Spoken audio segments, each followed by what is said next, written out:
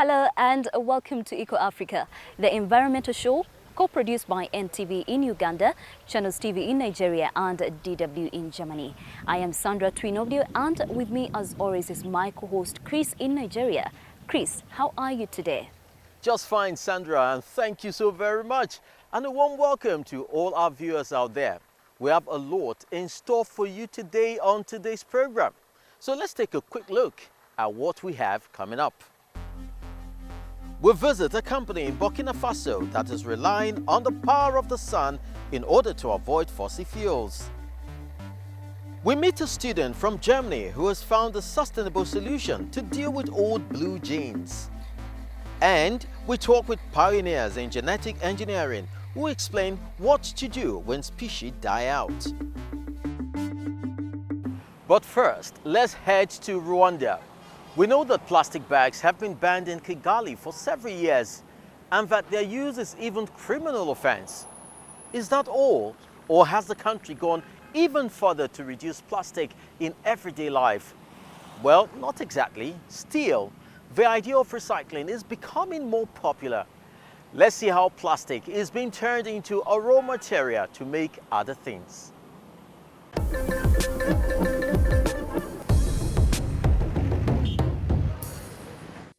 Plastic in a country where the material is supposedly forbidden. Farmers Cooperative Asophyte is preparing seedlings for its tea plantation. Rwanda is one of the 20 biggest tea producers in the world. More than 18,000 hectares of it, an area twice as large as the city of Paris, are spread across these lush green hills. The tea harvested here is very valuable, but without plastic, it wouldn't be worth nearly as much. We need these seedling bags and plastic covers. Without them, it becomes difficult to get the desired quality because the seedlings depend on the moisture to grow and to get the necessary nutrients. The members of the 4,000-strong cooperative use more than 2 million plastic tubes and other plastic materials each year. In the capital, Kigali, the government is waging a war against plastic. The punishment for the production, import and sale of single-use plastics is now up to a year in jail. Environmental agency REMA recognizes that the journey to a future without plastic will require a lot of creativity and pragmatism. As we move on, we actually ban when we have alternatives. When we still have to look for best alternatives, we are always flexible, but we put in place a framework of dealing with that use of plastics intelligently, carefully. Agroplast is one of the companies looking for an intelligent way to deal with excess plastic waste. They employ 11 teams that regularly travel the country collecting it. They use what they get primarily to make farming products. After all, tea farmers aren't the only one having difficulties finding the right tubes for their seedlings. We talked with the Rwanda Environment Agents and we agreed on which type of plastic needed in agriculture. That's where we started making agriculture tubing, which is used in the nursery. We produce also plastic sheeting. Since then, they've been manufacturing plastic materials for nurseries. But the point isn't just environmentally friendly production. Once the process has started, it's meant to be sustainable. What we do, we monitor our client. We know where they are located. After using their nursery, our product, we go back there and we bring back the used plastic waste. And also we do the same work. The farmers from the Asophyte Cooperative are part of that cycle. They're made aware of the conditions during training courses. I insist and remind all of you that the plastics you are left with after planting the seedlings are not meant for other uses. They must be returned. Also, wherever you see plastic, please don't leave it there. This is a way to increase the productions from our farms and to safeguard the environment. Their call for environmental protection isn't just empty talk. The cooperative has committed itself to the cause, pledging to donate whatever it purchases to be recycled after use, a deal that's paying off. Every farmer who gets the seedlings must ensure they return plastics corresponding to the number of seedlings each took. Therefore, we make sure they're all tracked and delivered back to the recycling plant. This is also a benefit because the plant pays us for the amount delivered. In the end, it's progress for the environment, more business for the cooperative, and another milestone on the road to Rwanda becoming one of the environmentally cleanest countries in Africa. Yes, creating meaningful new things from used materials. This is what a circular economy could look like in the future. Now, with that in mind, a young student from Germany wondered what could be done with the millions of items of clothing that are no longer wanted. And at least for blue jeans, it seems to have found an answer. Let's have a look.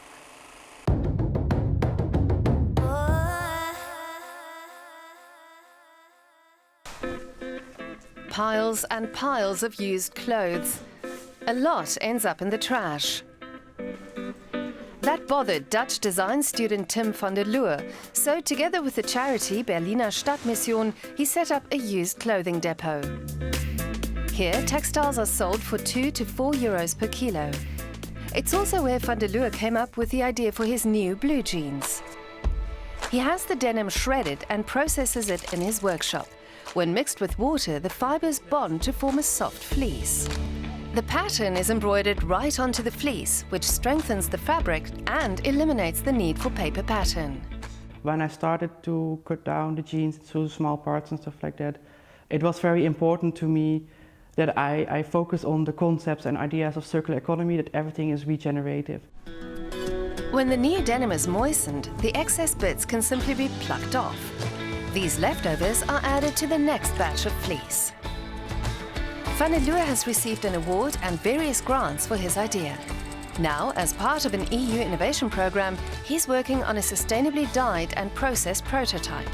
After that, he can get down to designing more circular economy fashion.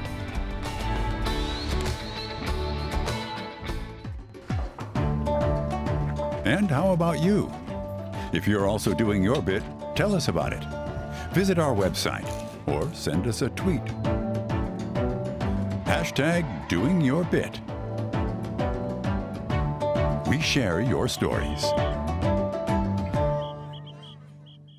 And maybe when these pants are worn out, they can be turned into insulation too.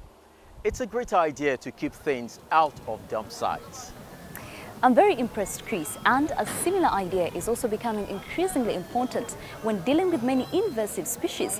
Some of these plants are being used as construction timber. Certain insects are being processed into fish food, or in our case here, sea invaders turn it into a delicacy in restaurants. Eco Africa takes you to Northern Europe, to Norway. Hauling a trap in from the ocean bed. Dirk Heitzschwager had only set it out a day before, at a depth of 180 meters. But one day was enough for the tour guide to almost fill the cage with king crabs, a delicacy all over the world. Yet the crustaceans also pose a growing ecological threat. Jump in the water, you get eaten from the crabs. We have crabs wherever you are. These are allowed to catch. We need only from the front to the back 15 centimeters. Harvesting king crabs has brought unheard of prosperity to Norway's economically constrained far north. It's even enriched the remote fishing village of Burkina. So destitute in 1989, the residents put it up for sale in an advert. Young people then were moving away because there was no work.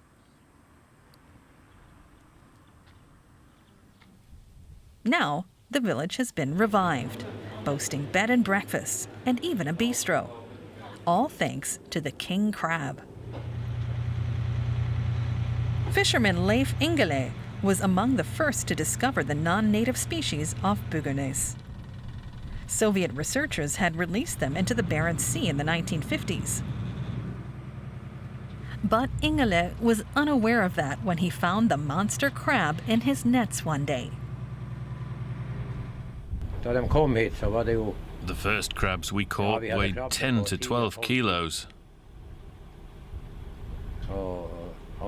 We were taken completely by surprise.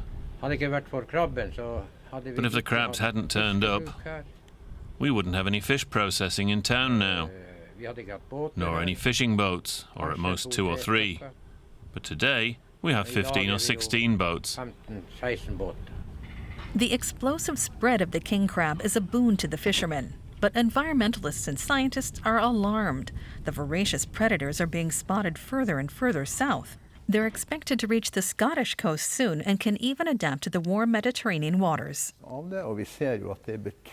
Wherever these crabs become established, they have devastating effects on other marine life on the seabed.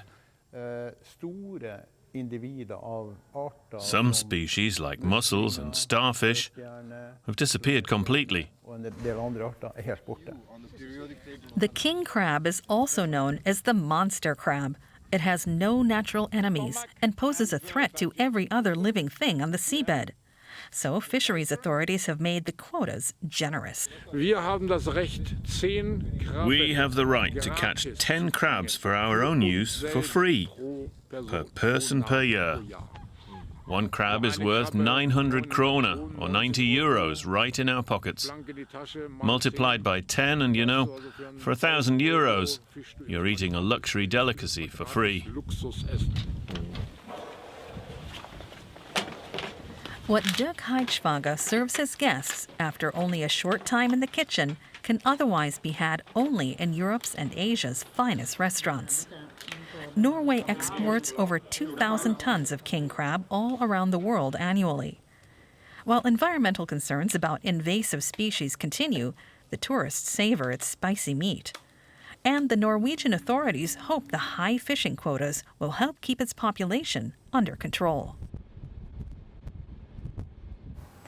Keeping nature's healthy balance is not easy. Often there is too much of one thing and too little of another. This certainty is the case with the nearly extinct northern white rhino. Today there are only 2 of them left on Earth, and both are female. Now people are feverishly looking for ways to save these species from extinction. For German and Italian scientists, an audacious plan could be the greatest success for their careers. The future of an entire species is suspended here in liquid nitrogen, cooled to minus 196 degrees. The contents of these containers at the Leibniz Institute for Zoo and Wildlife Research in Berlin will determine whether or not the northern white rhinos will become extinct. We did an oocyte collection where we harvest 14 oocytes. That was the highest number we ever got from a rhino, and we were extremely happy about that outcome. And on Christmas Eve, 2 embryos were frozen, so that we really add another 2 embryos to our already existing 3 embryos. At the Olpejeta Conservancy in Kenya, an international team of researchers led by veterinarian Thomas Hildebrand collected immature eggs from Fatu, one of the last 2 remaining northern white rhinos, in December. Fatu and Najin are females. The last male, Sudan, died in 2018. A gravestone in the sanctuary commemorates him. His sperm was preserved. This has allowed researchers to create embryos. A crucial step, says Cesare Galle of the Avantea Biotechnology Laboratory in Cremona, where the eggs were fertilized with Sudan's sperm. We know that we can make the embryos. It's a matter to go there every 3 or 4 months, and we know we can produce embryos, at least from Fatu. The embryos are now waiting to be transferred to a surrogate mother. The researchers plan to use southern white rhinos, a subspecies with about 18,000 animals still surviving. Najin and Fatu can no longer carry the embryos themselves because of their age. But they are already grazing together with a possible surrogate mother, Tewa, a southern white rhino female. The sanctuary's rangers can't wait after years of fearing for the species' survival. It is a renewed hope that at least in the near future we might be having some baby northern white rhinos, which is what we are all hoping for. The researchers are doing everything they can to ensure that the first northern white rhino calf can be born in as little as 3 years. That would be a start to building up a larger population and bringing the animals back from the brink of extinction. Hopefully it will work. We'll keep our fingers crossed. But something else that you may just find a bit crazy has become a reality. Inoculating seeds, but what does that really mean? It is the process of adding effective bacteria to the host plant seed before planting. Experts say these microorganisms can help plants survive the dry seasons or can be used in the fight against the pests. An initiative in Ghana is now trying to convince farmers of this eco-friendly method.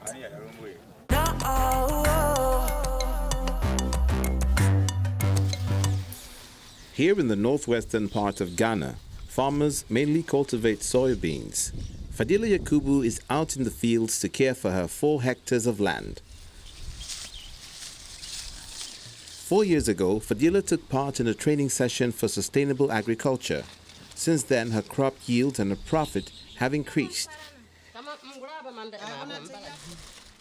In addition to farming, she has recently established a second business. She sells traditional textiles in the communities around her village, Bulenga. I used to harvest 2 or 3 bags per acre, but since I started using the inoculant, it's 7 to 8 bags per acre. She learned how to inoculate seeds during a training session conducted by the local company Green EF. Today, the farmers in Janjori Kukuo are also taking part. The method is simple. The seeds are stirred together with water and sugar before dried Rhizobiaceae bacteria are added. The bacteria keep pests away. Each cowpea seed must be moist. Once dried, the inoculated seeds must be sown at precise distances to one another. Thanks to this method, the farmers no longer have to use chemical pesticides. More than 500 farmers have been trained by the company so far. Mohammed Sachibu came up with the idea for the training sessions. He actually studied business, but soon switched to agricultural philosophy. His team instructs the farmers on how to run their farms in more sustainable ways, such as by using the plant remains for compost or biocoal.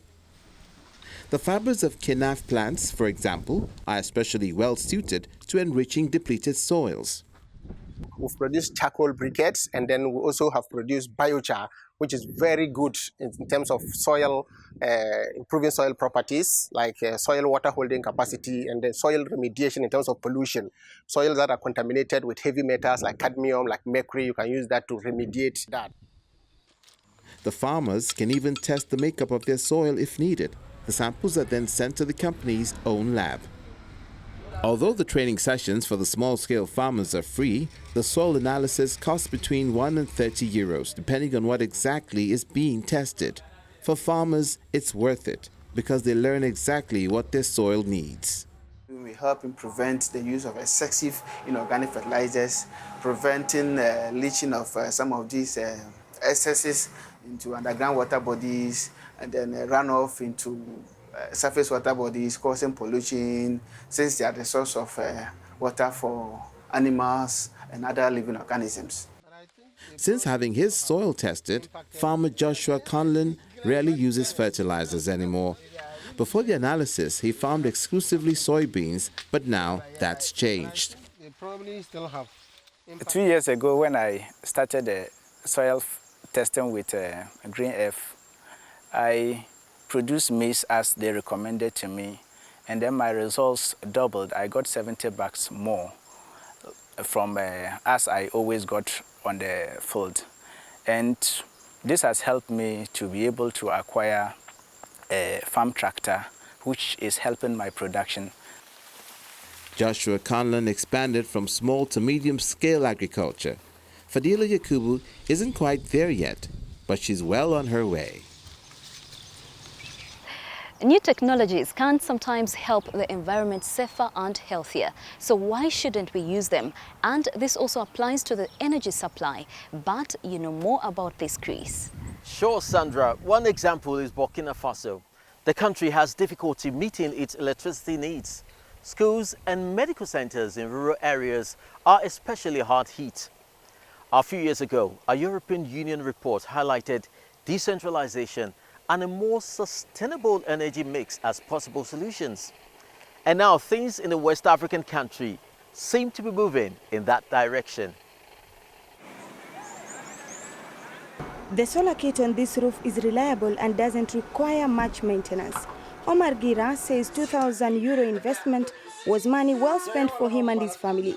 He had to save up for a very long time to be able to afford it. I installed the solar panels several years ago. Now we have lights, a television set, a fridge so we can drink cold water.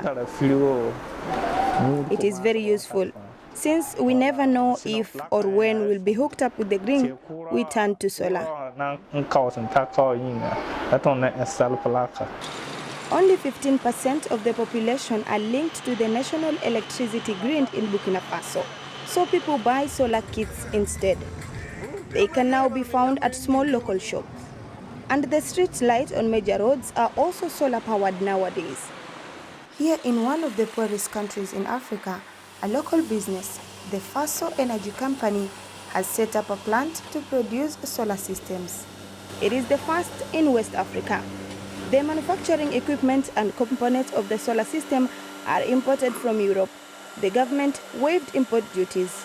The production equipment is the very latest. It is very complex and enables us to make high-quality products.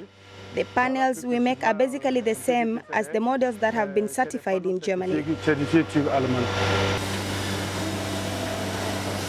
Much of the manufacturing process is automated, but some steps are done by hand. 170 people work at the plant. Well, over half are women. The solar cells have to be soldered to the panels manually to create the modules. The entire system has to be robust enough to withstand high temperatures. It can be 45 degrees Celsius in the shade here.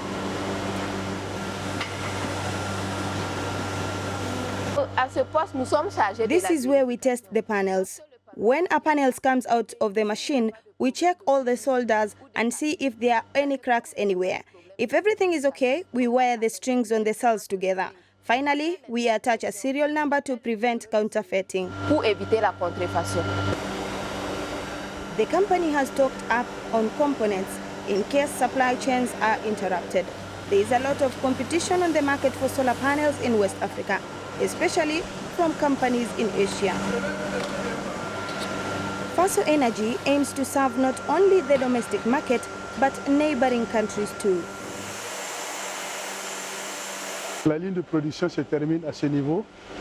The production line ends here. This is where we store the finished products. Classed by output, we produce 200 panels a day, the equivalent of 30 to 80 megawatts annually. The company's main customer is the government, which aims to boost the share of renewables in the national energy mix. It wants to reduce electricity imports and cut down on the use of diesel generators too, to reduce cost and minimize pollution. The Energy Ministry launched the Backup Soile program, and our agency is implementing it. It enables citizens as well as small and medium enterprises to buy solar panels by providing them interest-free loans. Since we started the program in 2019, more than 4,000 companies and people have benefited from it. As it shifts from generating electricity with fossil fuels, the government is promoting solar with renewed vigor. It's planning to build 16 large solar farms over the next couple of years to provide green energy to entire city neighborhoods. We have reached the end of this technology-packed edition of Echo Africa. As you've seen, there are so many innovations that can help us protect the environment and enhance our lives. But for now, the time has come for me to say goodbye. I am Chris Elems, signing off from Lagos, Nigeria. Bye, Chris. I look forward to seeing you again next week, and goodbye to all of you, our viewers out there. But do be sure to tune in next time for more amazing stories here on Eco Africa. Until then, it is a goodbye from me, Sandra Twinobio in Kampala. No.